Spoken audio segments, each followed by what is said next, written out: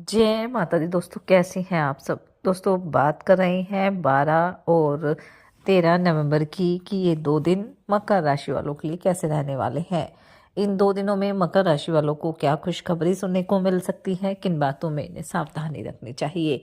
तो इन 2 दिनों का राशिफल जानने से पहले हम इन 2 दिनों का पंचांग जान लेते हैं। 12 नवंबर 2024 दिन मंगलवार रहेगा। कार्तिक माह शुक्ल पक्ष की एकादशी तिथि जो 4:06 तक रहेगी। उसके बाद द्वादशी तिथि प्रारंभ हो जाएगी।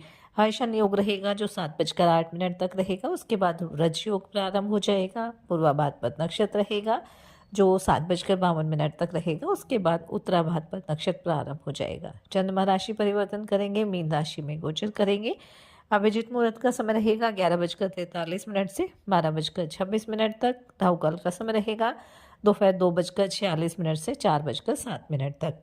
अब बात करते हैं 13 नवंबर 2024 की। दिन बुधवार रहेगा। कार्तिक माह शुक्ल पक्ष की द्वादशी तिथि जो 1:03 तक रहेगी। उसके बाद त्रयोदशी तिथि प्रारंभ हो जाएगी।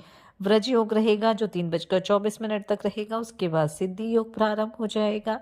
रेवती नक्षत्र रहेगा। चंद्रमा मीन राशि में। अभिजीत मुहूर्त का समय नहीं है। राहु काल का समय रहेगा 12:05 से 1:26 तक। 12 नवंबर को कार्तिक माह के शुक्ल पक्ष की एकादशी रहेगी और स्थिति पर चंद्रमा जो है मीन राशि में विराजमान रहेंगे। और इस एकादशी को देव उठनी एकादशी के नाम से जाना जाता है। और इस एकादशी पर शुभ संयोग बन रहा है क्योंकि इस दिन सर्वार्थ सिद्धि योग रहेगा। और इस शुभ संयोग में भगवान विष्णु की पूजा अर्चना करना बेहद शुभ फलदायी रहने वाला है।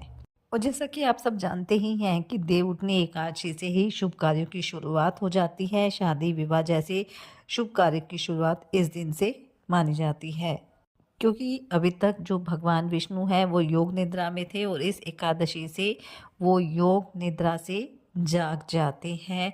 और इसके साथ ही 4 महीने से मांगलिक कार्यों पर लगी रोक भी हट जाएगी। और इसी वजह से इसे देव जागरण का पर्व भी कहा जाता है। ऐसा कहा जाता है कि जो भी व्यक्ति इस दिन माता लक्ष्मी और भगवान विष्णु की सच्चे मन से पूजा अर्चना करता है उसके जीवन से सारे कष्ट दूर हो जाते हैं और जो भी जीवन में समस्याएं होती हैं उनसे छुटकारा मिल जाता है। देवउठनी एकादशी के दिन ही तुलसी विवाह करने का भी विधान है। ऐसे में आपको पूरे विधि विधान से तुलसी माता का विवाह कराना चाहिए। विशेष साफ सफाई का ध्यान रखना चाहिए। आप तुलसी माता को लाल रंग की चुनरी ओढ़ाएं। सभी सुहाग की सामग्री भी तुलसी माता को अर्पित करें। तो इस दिन आप पूरे विधि विधान के साथ भगवान विष्णु माता लक्ष्मी की पूजा अर्चना करें। अपने पूजा घर को गंगा जल से छिड़काव करके पवित्र कर ले और फिर आप ये व्रत करें। अपने घर के आंगन में या फिर पूजा घर के बाहर भगवान के चरणों की आकृति बना ले और इस चित्र पर मिठाई, फल, सिंघाड़े, गन्ना और आंवला सहित सभी चीज़ें अर्पित करें और भगवान विष्णु की पूजा अर्चना करें। ओम नमो भगवते वासुदेवाय नमः मंत्र का आप जाप करें। पूजा में तुलसी पत्र अवश्य शामिल करें। इससे भगवान विष्णु का आशीर्वाद आपके जीवन पर सदैव बना रहेगा और आपके घर परिवार में भी सुख शांति बनी रहेगी, मोक्ष की प्राप्ति होगी, सभी समस्याओं से आपको छुटकारा मिल जाएगा। तो चलिए बात कर लेते हैं ये 2 दिन मकर राशि वालों के लिए कैसे रहेंगे। ये 2 दिन मकर राशि वालों के लिए लाभकारी रहने वाले हैं। इन 2 दिनों में करियर कारोबार में आपको कोई अच्छी खबर सुनने को मिल सकती है। संतान की ओर से भी आपको कोई शुभ सूचना सुनने को मिल सकती है जिससे आपका मन काफ़ी प्रसन्न रहने वाला है। वहीं अगर आप नौकरी की तलाश में लगे हुए हैं तो आपको भी कोई अच्छी खबर सुनने को मिल सकती है। इन 2 दिनों में आपके घर किसी अतिथि का आगमन भी हो सकता है जिससे आपका मन भी काफ़ी प्रसन्न रहेगा।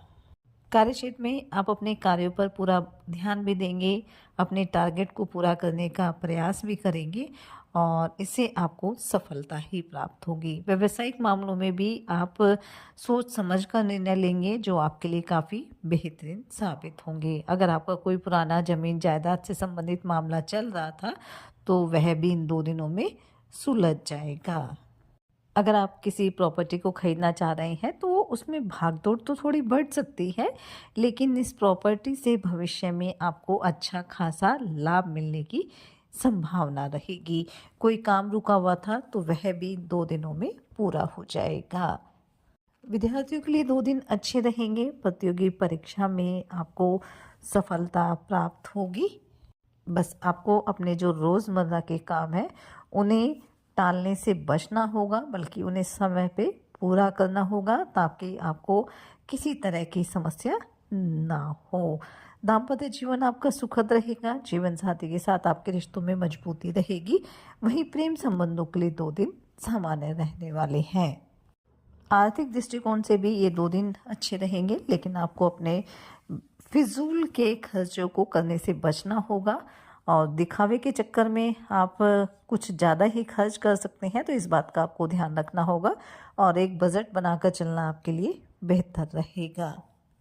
कारोबारियों को कोई बड़ी डील मिल सकती है, लेकिन आप जल्दबाजी के चक्कर में आप इस डील से हाथ धो सकते हैं।